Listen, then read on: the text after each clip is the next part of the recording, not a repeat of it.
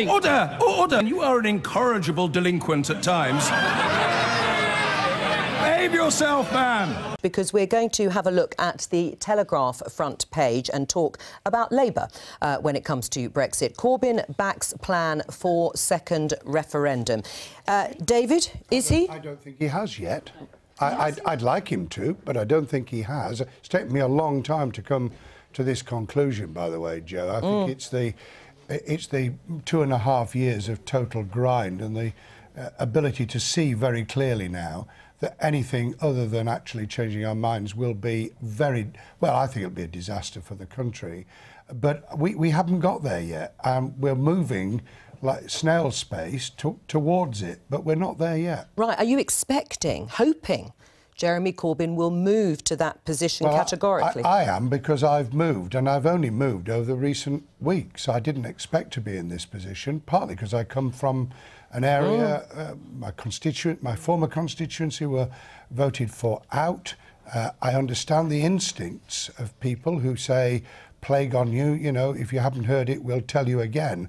But I actually do think that we've reached a point now where people can see the confusion, the contradictions, the complications, and that they would actually want to have a second say. Well, Martin talked earlier about the game of brinkmanship that the Prime Minister is playing. I think if you look at what the Labour leadership is doing, they are equally playing a game of brinkmanship. And actually, these amendments that Corbyn has put down, the Labour leadership has put down, are quite smart, really, because they can say, look, we're putting the option of a second referendum on the table for MPs to vote on. It's very unlikely to get support at this stage, but it allows him to put off saying what he is for. And I think Labour is going to have to move before Theresa May on this. And I suspect, you know, it's not going to happen perhaps in the next couple of weeks, but eventually we may see Corbyn come round and back the idea of a second referendum. Hang on, he should be there. If his front bench are putting down an amendment for a second referendum, I mean, the clue is in the job title, leader. He should be there backing that now. Do you know what? I absolutely agree with you. I think it's a massive failure of leadership on his part. But I don't think it's any more a failure of leadership than what we're seeing from the Prime Minister in not taking no deal off the table. So I think, you know, on both sides of the House, we're seeing a total lack of political leadership, which is why we're in the gridlock that we're in right now. No party is taking the lead here. Right, well, let's bring in Chris Williamson, Labour MP and Jeremy Corbyn supporter. Massive failure of leadership by Jeremy Corbyn, Sonia says. What do you say? Well, the only failure of leadership is on behalf of the Prime Minister and the government. I mean, they are in charge at the end of the day. We are in opposition. And, you know, we should have had this meaningful vote last month. And our preferred option, of course, would be to secure a general election. I know, but that's fair. Well, your first attempt at that has failed. So at this point, can you explain precisely where Jeremy Corbyn is now on a second referendum? Is he backing it or not? Well, our position is that we want a general election. We haven't exhausted that option. Let me just finish. Let me just finish. And obviously we put forward this amendment today, which offers the opportunity for the House to vote on whether they want a referendum or not. Frankly, I don't think there's an appetite in the House. I don't think there's an appetite in the Parliamentary Labour Party. And if you look at opinion polls, according to Survation poll that I saw, there's not much appetite in the wider general public either for a second referendum. And if we ended up with a second referendum, frankly, I think the outcome would be the same, but probably an even bigger margin in favour of leave. We can dispute the polls because there's a mixed picture on these issues. But what I'm trying to get from you, Chris, I understand that you don't think there may be a majority in the House of Commons, and that's why this motion has been put forward, or amendment has been put forward. But does Jeremy Corbyn want a second referendum? Well, you're leaping ahead too much, Joe. No, I'm just asking a question. I'm not asking whether it will become the policy, but does he want a second referendum? Well, look, Jeremy is sticking by the terms of the motion that was carried unanimously at the Labour Party conference, which was to seek to vote down the deal that Theresa May brought back unless it met our 6 tests, and then to try and secure a general election. Now, we haven't exhausted all the options of a general election yet, and then if that fails, then all options are on the table, including the possibility of a public vote. But in terms of, I mean, David's point about, you know, it'd be disastrous for the country if we left the European Union. I think he was probably making the point if we left the European Union without a deal. Yeah. Well, I mean, in the FT yesterday, they published some findings which suggested that, yes, there would be an impact, but the impact would be that the economy wouldn't grow as quickly if we left without a deal. So are you happy for no deal, Chris? Well, I'm not particularly happy about it, but the key for me isn't about whether we leave with or without a deal. The fact is we're leaving. The issue is the sort of government that we have in this country, because the key issue is redistribution of wealth and income. Yes, our economy I understand that's why you want a general election. No, but this is an important point, Joe. This is a wonderful combination. Chris Williamson and the ERG group of Brexiteers on the other side. God help them. Hang on, let Chris answer. Chris, that's a misrepresentation, David, because the key thing is, and it's an important point, Joe, and so I hope that David will allow me to finish before he interrupts again.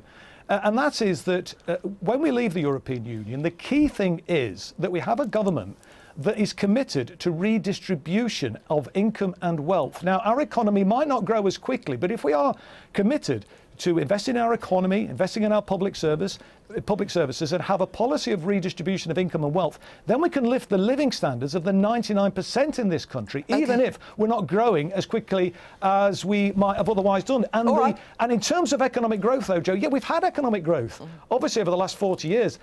It's not really stopped this country plunging 14 million people into poverty, according to the UN Special Rapporteur. It's not stopped people sleeping on the street, let me just stop you, because you've made your point about an economic platform. David, you had your head in your hands listening to that. Why?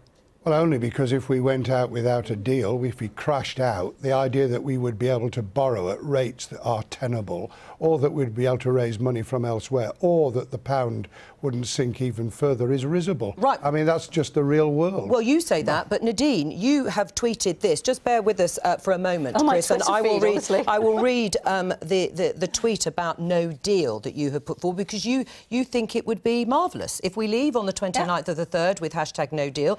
The UK would flourish and prosper. The opportunities beyond amazing. We would be free. Yeah, huge possibilities. And in fact, the IMF has today, I think, announced that we would actually even grow after Brexit by an increased growth by 1.6%, and that's after no deal. It's complete fantasy. The EU is by far our biggest trading partner. The other countries that Brexiteers are trading partner. No, if we leave without a deal, there will be all these barriers to trade, which will really hurt the country. What barriers? The government's only... Things like tariffs, Nadine. The government's own economic analysis is completely clear. The areas of the country that would be most affected desperately by a no-deal Brexit are Labour voting areas, in areas like the North East and the North West. I think it is absolutely shocking we've had a Labour MP on here today saying we'd cope with a no-deal Brexit. It's not going to harm Labour voters. Martin, hang on, Martin, what about your readers? What do they think about no deal? Look, the country is split, and I think what's interesting, you asked the question about a failure of leadership.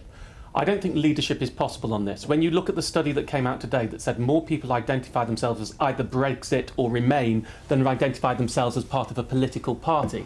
That's the problem here. I'm going to ask you to pick up your microphone. It's just fallen down. Just put it back on. I should put it back on as I talk. And I will just repeat, well, in fact, they've heard me, the viewers, obviously, the question about no deal and your readers, and say what you were saying. So what I was going to say is you talked about a failure of leadership.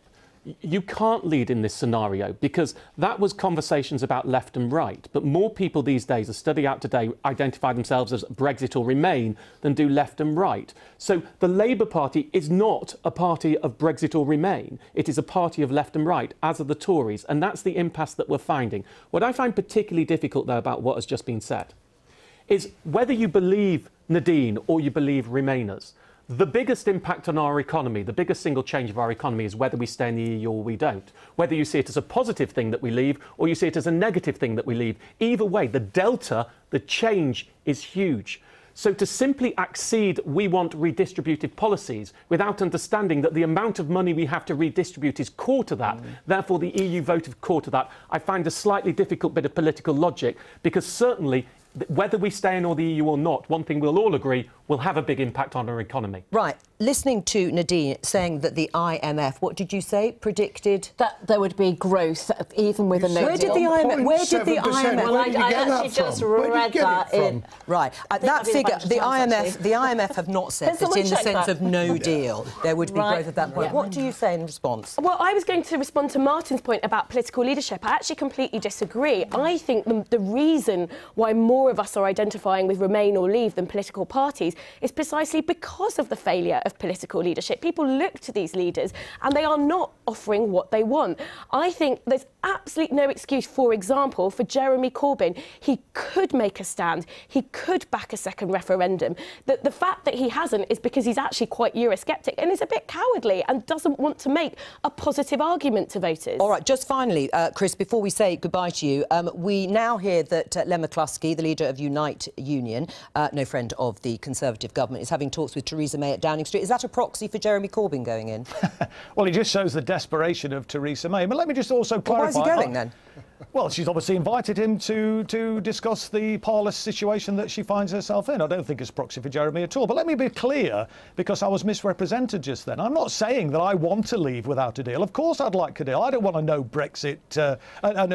Brexit. I want to secure a deal. The point I'm making is, the key thing is having a government that's committed to redistribution. The last 40 years, I'm afraid to say... But you've made that point. You've made that point, Chris. People down, including under David's watch when he was in government. All right, I'm going to let you go, Chris. Thank you very much for coming onto the programme, because I'm going to introduce the BBC senior political analyst who's in the newsroom, Peter Barnes. We've been talking about these amendments that are going to be tabled next week, Peter. We've talked particularly about the Yvette Cooper amendment that would, if passed, allow time, if the government lets them, MPs table a bill that could actually effectively rule out no deal. What are the other amendments? Well, you've also spoken a little bit about the Labour amendment, and that's the idea that MPs should have the time to debate and vote on whether they want this alternative plan put forward by Jeremy Corbyn, or possibly also holding another referendum. But there are several other amendments that have already been tabled. So let's start with Hilary Benz.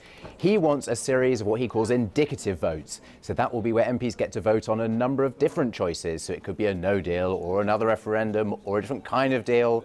But anyway, a range of choices for MPs. Then we've got Stella Creasy. She wants to extend Article 50 to delay Brexit, and she wants what's called a citizens' assembly, where normal members of the public are gathered together to discuss what the future should be in relation to Brexit.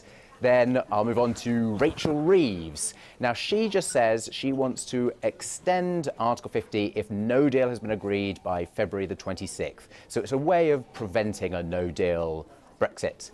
And then Yvette Cooper, you've already mentioned, her amendment is pretty complicated, right? So it's this idea that MPs should get control of the House of Commons on the 5th of February, and that would give them the chance to pass a new law, which would itself rule out no-deal Brexit if there's no deal that's been agreed. And the important thing about the Yvette Cooper one is that it gives MPs the chance to actually pass a proper binding law. There's a similar one actually by Dominic Grieve, which would also give MPs a chance to debate Brexit for several further days in February and in March if no deal has been agreed. But the critical thing about theirs is taking back control of Parliament. And then finally, this one is one we've not yet actually have tabled yet, but there's one by the Conservative backbencher Andrew Morrison, and he's coming from the different side of the argument, if you like. He wants to make sure that the controversial Northern Ireland backstop is time limited. Okay. So his amendment would say we agree to the deal if there's a time limit. All right, Peter, thank you very much. And just to pick up on the IMF claim that was made by Nadine, the reports certainly say that no-deal Brexit and Chinese slump are biggest economic risks, is what the IMF is saying. In some cases quoted as causing an 8% hit to the UK economy. That's in the event of no deal. But we're going to move on to something... Our predicted growth still continues to rise, even... with no-deal Brexit. All right, let's leave it there. We're going to move because we're going to move. Because there is a longer quote. We're going to move on to something else.